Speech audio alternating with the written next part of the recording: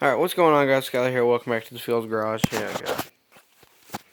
As you can clearly see, I've been busy as hell on this Murray. Finally has a hood again. It kind of completes the look of it. Walking around. I gotta finish his backside fender flare support still. And I have to finish that belt system. It needs a spring. That's it. Just pull the clutch tighter because it's stock clutch now. Before I open the hood to show you everything going on underneath there, I want to go ahead and tell y'all how I did this hood.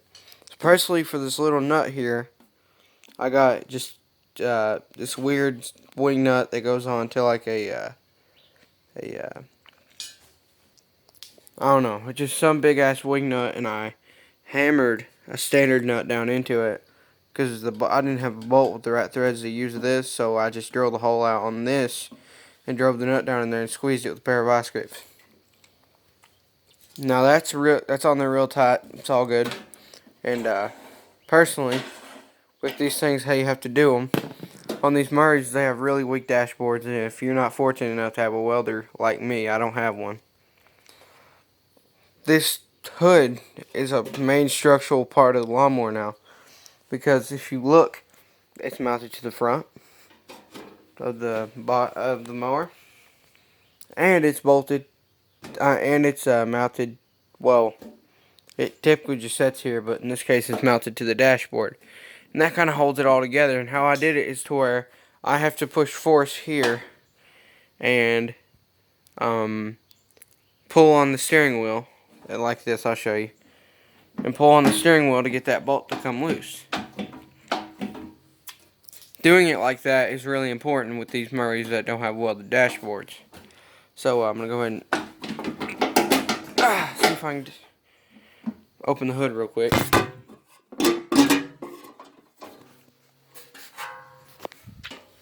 Alright, so you see what I mean? This is where the hood wants to set, and I drilled it back here, so I kind of have to force it on there.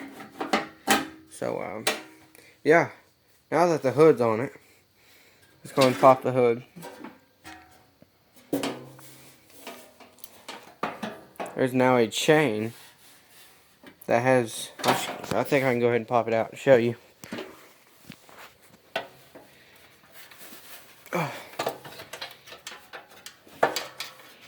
Basically, it's a chain with one of these links chopped in half and bent to where there's a hook on it now, basically. And these O2 Murray wide body hoods have this they have a hole right underneath where you mount the hood to the faceplate. So, yeah, you just kind of hook that there and bolt it to your motor, and holds the hood from smashing into the ground like this thing used to do in all my videos. You've seen it. So, now, it's kind of complicated looking. No, I did not copy Fearless Front. That's the best place I can figure out how to put it. Basically, here's my little air filter. I don't get into mud and water that much with this thing anyway, so I'm not that worried about it. You see how my choke's done. Focus. So air filter's on. I have a little elbow off an Intech Briggs that it just press fits on there. And this tube right here runs to the PCV breather, as you can see. This is all slipped together. Like, I got an adapter and it slipped in there real tight, so I ain't gotta worry about it coming off. And this one runs to the little elbow piece for vacuum. So, the hell was I talking about again? Oh, yeah. So, it runs up here. This PCV side, the outlet side, comes over here. And I got a Powerade bottle with a hole drilled in the cap. With the standard PCV breather tube chopped in half. And the inlet goes in there, and it's in there real tight. And you're like, how do you get that off to drain it? I'll show you in a second. and you just drill a hole in the side. It don't have to be real tight. You just drill a hole in the side of the bottle. Then you run your, make sure it doesn't hang down to where your oil can suck up into the motor still. So like towards the top of the bottle where you drill the hole, and it runs over here, and it goes down. I don't know if you can see it. You can't. Basically, it just runs into this little intake piece. So you're like, how do you get this apart to drain it? Well, you pull this hose out, which isn't really hose clamped in. This is why I didn't hose clamp it all in. I'm gonna pull this one out. Then the bottle is press fit between the dashboard and the back of the motor, and now you just kind of give it a little wiggle, or you can push it out the bottom and it comes right out. You come right back in the same route, put it right back in there. You move this dash and everything. This bottle's not going to go nowhere. And then from there, you can go ahead and just focus. Then from there, you can go ahead and run your hose back in, and your other hose slip right back in there. And now you're done. Over here on the wiring side, you're like, Skylar, why'd you put your solenoid on the front of the motor, on the side right here?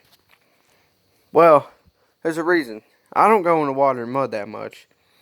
And if I do hit water, I don't hit it fast as fuck like Realist Front. That's how he killed the Murray 3 times. So, yeah, basically I just have my wiring right here because it's so much simpler to get to. It's not hard, it's not difficult. Focus. And it makes everything 10 times easier to get to. Solenoid's here, and here's your battery wire and your starter wire. Which, yeah, I'll show you here in the next video on how to wire your lawnmower up. Yeah, this looks like a jungle gym. And I taped all these wires together because they was hanging down hitting the exhaust down here. Honestly, I don't care how my shit looks. I just want it to work. And this is little Briggs & Stratton cap you can see. Came off an Intech.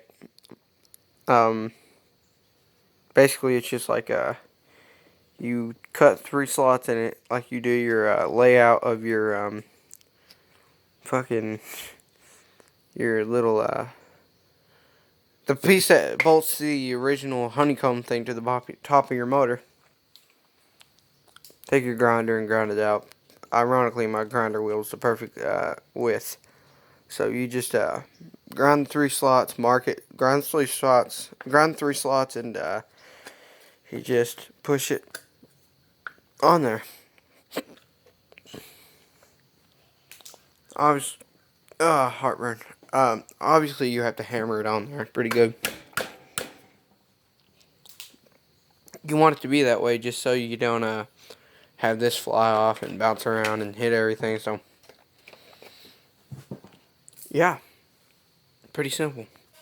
Anyways, hope you guys really enjoyed this video. If you did, please give me a thumbs up, and I'll see you guys in the next one.